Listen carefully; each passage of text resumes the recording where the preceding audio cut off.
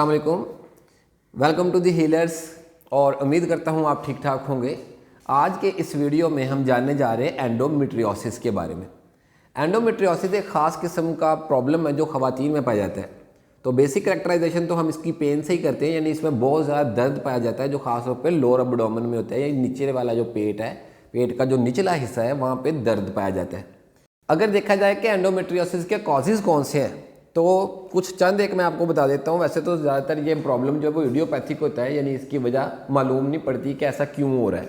But ज़्यादातर जो चीज़ें हैं जो कि साइंस के लिए नोन है, उनमें सबसे पहले रिट्रोग्रेड मेंस्ट्रुएशन। अगर मेंसेस की ब्लीडिंग जो है वो किसी वजह से ओवरीज की तरफ मूव कर गई है और समटाइम वो फैलोपियन ट्यूब्यूल्स की तरफ चले गई है, वो वाला ब्लड जो कि बाहर आना चाहिए था लेकिन पीछे की तरफ मूव कर गया और वहीं पे उसने ग्रो करना शुरू कर दिया है, तो इसको स्पेसिफिकली रिट्रोग्रेड मेंस्ट्रुएशन कहा जाता है। तो ये एक इस एंडोमेट्रियोसिस का काज समझा जाता है। समटाइम एम्ब्रियोनिक सेल मूवमेंट जो है, यानी कि जब यह खातून जिसको ये प्रॉब्लम है, जब यह कभी खुद एम्ब्रियो थी तो उस वक्त कुछ सेल्स जो हैं यूट्रस से मूव करके किसी और टिश्यू पे जाके ग्रो करने लग गए। तो यानी जमांदरू भी ये मसला कंजेनिटल प्रॉब्लम भी हो सकता है। बाज़ औक़ात ये जेनेटिक इशू हो सकता है, यानी कोई जीन्स की वजह से, डीएनए की वजह से कुछ ऐसी तब्दीलियां आई हैं जिसकी वजह से एंडोमेट्रियोसिस का सामना करना पड़ता है। एक चीज़ और बहुत अहम है, पेरिटोनियल सेल ट्रांसफॉर्मेशन। बाज़ औक़ात क्या होता है कि जो पेट के सेल्स हैं, पेट की झिल्ली के जो सेल्स हैं वो एक जगह से दूसरी जगह मूव कर जाते हैं, ट्रांसफॉर्म हो जाते हैं किसी और सेल की फॉर्म में और वो ग्रो करना शुरू कर देते हैं, तो भी उसको एंडोमेट्रियोसिस कहा जाता है। और कुछ केसेस में पेशेंट का जो दफाई निज़ाम है, इम्यून सिस्टम जो है, इम्यून सेल कंडीशंस जो है, वो इस प्रॉब्लम को इंड्यूस करने में रोल प्ले कर सकती हैं। अगर आप एंडोमेट्रियोसिस को ठीक करना चाहते हैं तो मैं आपको पहले से बता देता हूं कि एलोपैथिक में ऐसा एंडोमेट्रियोसिस का ट्रीटमेंट नहीं है जितना अच्छा ट्रीटमेंट आपको होम्योपैथिक में अवेलेबल हो सकता है। होम्योपैथिक में बहुत सारी मेडिसिन हैं जो कि एंडोमेट्रियोसिस को रूट से पकड़ती हैं और उसको ट्रीट करने की जो है कैपेबिलिटी रखती हैं।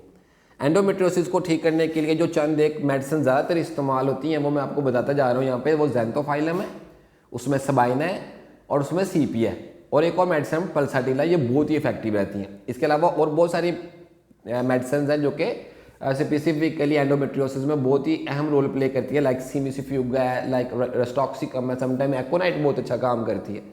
और ज़्यादातर जो एक चीज़ और बताता जा रहा हूँ कि ज़ैंथोफाइलम मदर टेंक्चर में बहुत ही इफेक्टिव रोल प्ले करती है एक्यूट केसेस में। इसी तरह अगर आप देखें सिमिसिफ्यूगा ख़ास तौर पे, इसकी जो की सिम्टम्स होती है, इसमें जो ब्लीडिंग है उसके साथ खून के लोथड़े भी आते हैं, यानी मेंसेस के दौरान, मेंस्ट्रुएशन के दौरान आप उसमें फ्लूइड भी देख सकते हैं और साथ साथ अगर क्लॉट्स भी आ रहे हैं तो सिमिसिफ्यूगा बहुत ही अहम रोल प्ले करती है।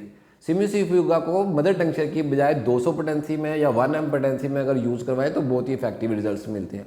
एकोनाइट, जहाँ पे बहुत ज़्यादा मरीज़ जो है वो घबराया हुआ है, रश का अगर खौफ पाया जाए, अचानक से प्रॉब्लम उसको हुआ है और बहुत ज़्यादा दर्द इतनी हो कि काबिल बर्दाश्त ना हो, तो एकोनाइट बहुत ही इफेक्टिव रहती है। 30 और 200 पोटेंसी बहुत ही अहम रोल प्ले करती हैं। इस तरह सबाइना और सीपिया खास तौर पे आपको पता है, अगर आप फिजिशियन हैं होम्योपैथ के, तो सीपिया बहुत ही इफेक्टिव मेडिसिन होती है ख़वातीन के लिए, तमाम प्रॉब्लम्स के लिए बहुत एक्सीड रहती है। तो सीपिया को भी और सबाइना को भी आप 30 और 200 पोटेंसी में इस्तेमाल कर सकते हैं। डिफरेंट मेडिसिन और डिफरेंट इनकी पोटेंसी में डिफरेंट पेशेंट्स के लिए होती है। होम्योपैथी की कोई भी मेडिसिन बीमारी के लिए नहीं होती है। जैसे मैं हर वीडियो में बताता हूँ कि तमाम मेडिसिन हमेशा एक सर्टिफाइड फिजिशियन के मशवरे के साथ इस्तेमाल करनी चाहिए। बहुत सारे लोग आपको बताएंगे कि होम्योपैथिक मेडिसिन के साइड इफेक्ट नहीं होते हैं, तो ये बात एज सच ट्रू नहीं है।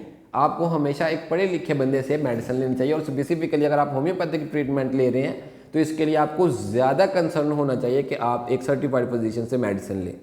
चैनल सब्सक्राइब कर लीजिए। अगर कोई क्वेरी है या क्वेश्चन है तो आप कमेंट सेक्शन में भी पूछ सकते हैं।